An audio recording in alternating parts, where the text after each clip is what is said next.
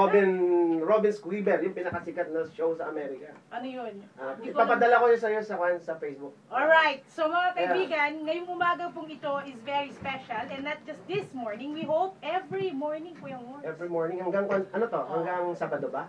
No, hanggang Friday. Mabuti naman kahit paano makapagpahinga. Yeah, correct. Para pag wala ako, mag-isa mo. Pag wala ka rin, mag-isa ko. Alright, now, dito po sa ating lungsod ng Dagupan, napaka-init po ng mga usapin at ang pinaka-importante po mga kaibigan, ang mga balita ngayong umaga. Bakit ka na dito?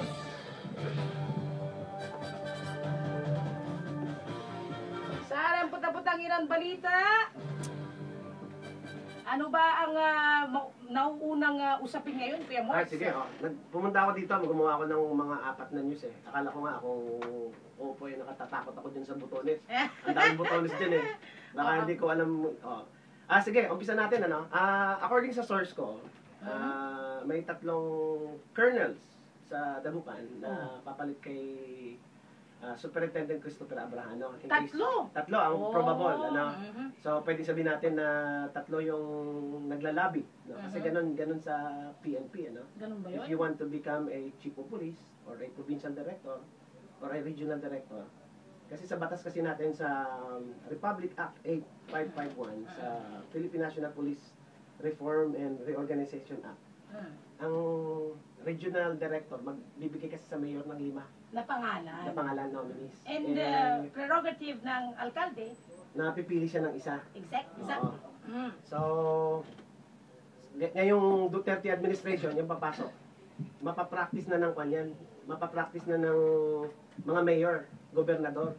Kasi nababoy dito sa Pangasinan eh, noong panahon ni Benigno Aquino, na may mga nominee sa provincial director, saka sa chief of police, provincial director o regional director dito sa Region 1, hindi nasusunod. Kaya ginagawa nilang acting, which is a patent violation of the PNP Modernization Law or Reform and Reorganization Act. Yeah, So dito sa source ko, ang sabi niya, sa Dagupan may probable na 3 na pangalan. Na pangalan, basahin natin ha. Yeah. Pero teka lang.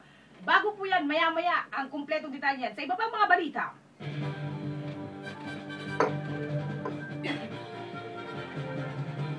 Sa buong bansang Pilipinas, sinaantabayan na naman po mga kaibigan ang pagupo ng ating bagong presidente. Walang iba kung hindi si Rodrigo Duterte.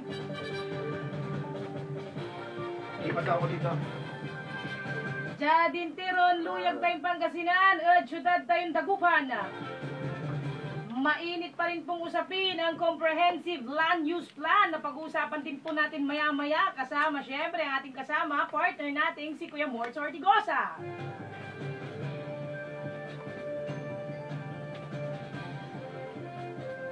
At sa pampalakasan, aramay players tayo dyan, Rio Olympics. At higit sa lahat mga kaibigan, ang qualifying round naman ng basketball team na Gilas Pilipinas.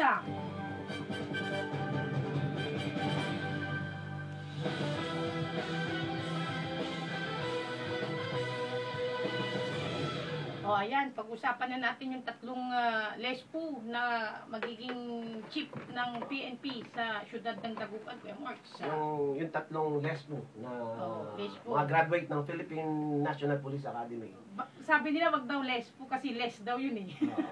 Di dapat more po. More po. Grace po. Talo kami ni Audrey kay Grace po. Kaya medyo dati sa bahay pa kuya-kuya ko, naka-payroll. Ngayon, hindi na. Tipid na si Harold sa si Atong kasi wala nang payroll. Nasaan na ba tayo? Doon sa 3 lespo. 3 lespo na colonel. Ang tawag dito, superintendent. Yeah, they're not yet full-fledged. Oo, sa military equivalent yan is lieutenant colonel. Correct, So, yung isa dito, si Superintendent Jeffrey Fangid. At sa ano yan, sa Baguio yun galing Chief of Police ng Ordaneta. Dati. Yes. Oo. Presently, he's the chief of police in Ordoneta. Ay, di ko alam yun. The tough and field chief of police of Ordoneta. Oh, so isa yan, nilagay ng regional. Ma-mention lang yung pangalan niya, parang Duterte, na nanginginig yung mga drug pusher. Oh, naku, dapat talaga kailangan yan dito sa lungsod ng Dagupan kasi dami ng mga adik. Oo. Yan ang ano. Ang isa pang probable na maging chief of police dito si Roland Sakyat. Sakya. Dati itong chief of police ng dati ito, yung bata ko, dito ka sa para makita ko sa video. Dito ka dito. Yung baba ko nakukunan mo, yung mahaba. Doon tayo. Talaga si Kuya Boss. Tumatawa si Rosito. Oo, si Boss Rosito. Natutuwa siya kasi itong bata ko, half orangutang, half tao. Hindi tunay na tao to. Pangalan nito si Galban.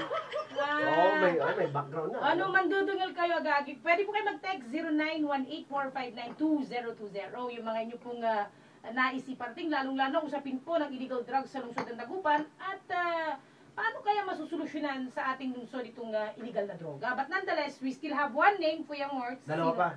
Di ba sabi mo Si Roland Pangit? Sakyat. So, apat sila. Nasa kanyan, tatlo lang. Yung ikalawa mo na, Roland Sakyat. Oh.